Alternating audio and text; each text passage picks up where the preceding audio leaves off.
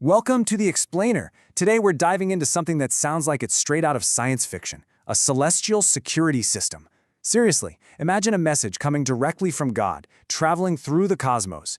How do you possibly protect it from being intercepted or corrupted by cosmic eavesdroppers? It's a huge theological question, and we're going to unpack it using a really deep academic commentary on the Qur'an. So let's just start with the central puzzle here. Really think about it. If there are other intelligent beings out there, non-human ones, who can actually listen in on what's happening in the heavens, well, how can you ever be sure that a divine message, a revelation, is pure? How do you know it wasn't tweaked, or that a little bit wasn't added or taken away on its journey to a prophet? The entire integrity of revelation really hangs on the answer to this.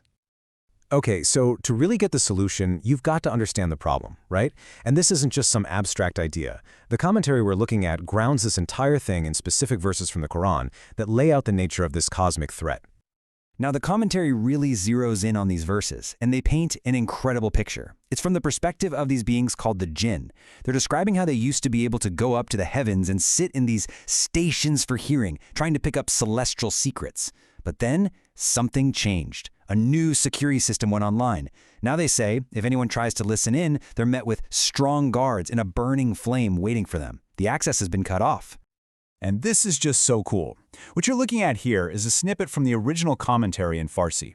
And what's so crucial, what the author points out, is that this act of eavesdropping is the core theological problem.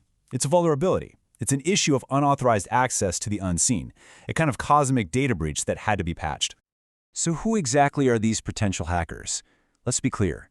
In this framework, the Jinn are their own distinct category of being.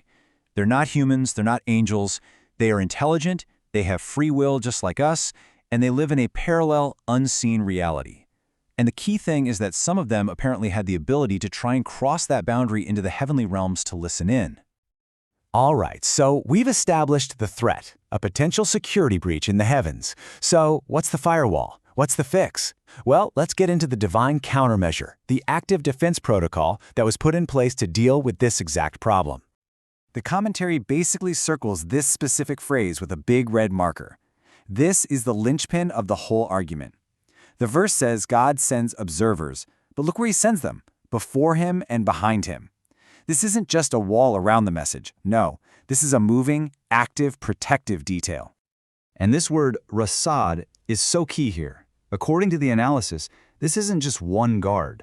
The word implies a collective, a team. The best analogy is a presidential motorcade or a secret service detail. It's a whole squadron of watchful, escorting angels. Their one and only job? To guard the revelation at every single stage of its journey, from the moment it leaves the divine source until it reaches the prophet. So what you end up with is what you could call a perfect divine chain of custody. It's a three-step process. 1. The message begins at a pure divine origin. 2. As it descends, it's completely surrounded and protected by this angelic escort, the rasad. And 3. It's delivered to the prophet, completely intact, completely uncorrupted. It is a sealed, secured channel of communication from start to finish. Now, to really understand why this angelic shield is seen as so completely foolproof, the commentary tells us we need to get a little metaphysical. We have to ask a bigger question. Is all unseen knowledge created equal? And the answer, according to this analysis, is a hard no. And here's the critical line in the sand that the source text draws. On one side, you have the absolute unseen, or Gaib al-Mutlaq.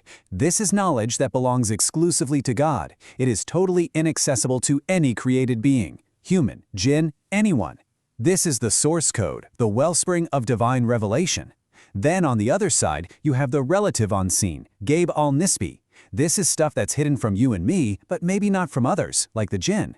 This is the realm they try to eavesdrop on, and it's the source of things like fortune-telling, fragmented bits of information, not the pure message itself. And you see, this distinction, it changes everything. Because if a message comes through that protected channel originating from the untouchable absolute unseen, it's in a completely different category. It elevates prophecy way beyond any other claim to supernatural knowledge, and it brings us to that classic theological showdown, miracle versus magic. So what this all boils down to, according to the commentary, is this. A true prophetic miracle, a mujizah, is the revelation itself, guarded and pure. Its source is that unassailable absolute unseen. Its purpose is to guide. Magic, or sir, on the other hand, operates in that much lower, messier realm of the relative unseen. It's based on those shaky, stolen bits of info that the jinn might overhear. Its purpose? Deception, or maybe worldly gain. One is a direct, secure line to the ultimate source. The other is basically just static on a compromised channel. Okay, so let's pull all of this together.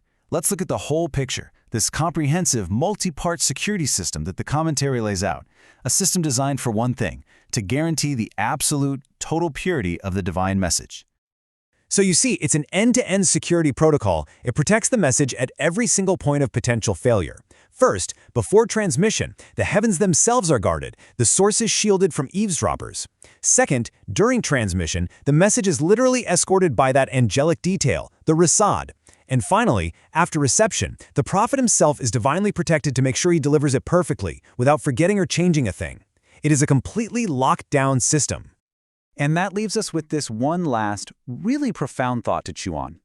If you believe that a message can and has been protected with this kind of absolute, multi-layered security, making it totally immune to corruption from any outside force, what does that imply about the nature of the message itself?